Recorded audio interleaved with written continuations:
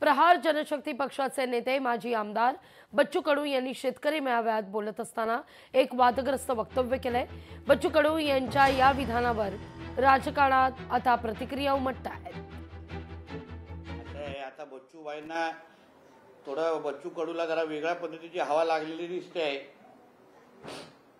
बघू आमचे देवाभाऊ काळजी घेतील।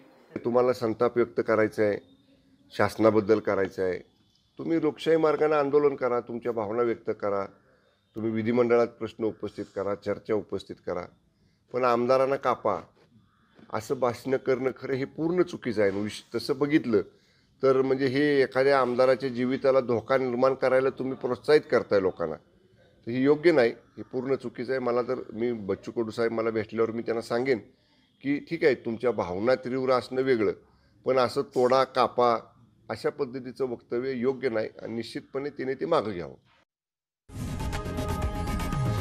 लोकशाही मराठी ऐका, पहा, जागरूक रहा।